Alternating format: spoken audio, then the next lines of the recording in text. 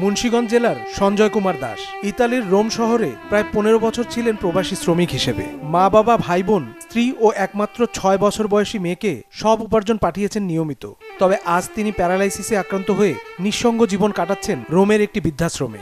বাংলাদেশ দূতাবাসের কাছে এই আবেদন করি, আমি বাংলাদেশ সরকারের কাছে এই আবেদন করি যে আমার দেশে নিয়ে দেখ।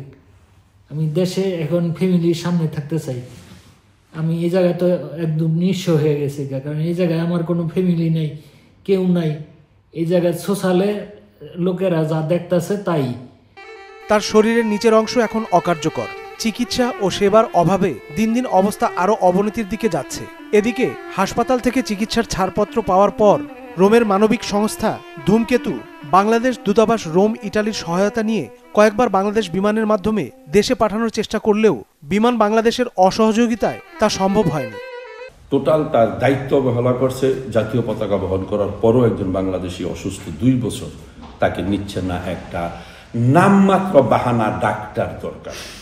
যেহেতু ইটালির ডাক্তার ক্লিয়ারেন্স আমাদের কাছে আছে, সে ফ্লাই করতে প্লেনে যাইতে কোনো প্রকার আপত্তি নাই। ইংরেজিতে দেওয়া হয়েছে, ইটালিয়ান ভাষায় দেওয়া হয়েছে।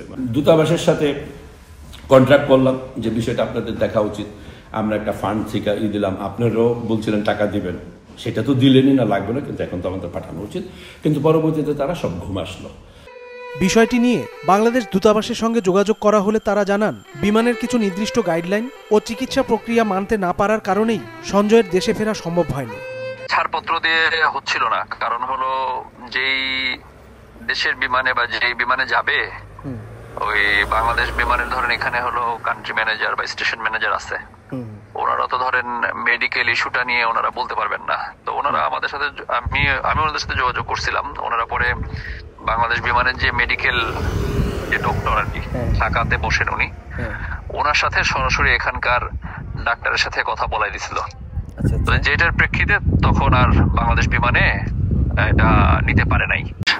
আমরা দূতাবাস থেকে ওনাকে মানবিক দৃষ্টিকোণ থেকে মানে প্রবাসী হিসেবে প্রত্যাবাসনের জন্য যতটুকু আর্থিক সহায়তা প্রয়োজন বা করা যায় সেটা সর্বোচ্চটা থাকবে আর কি।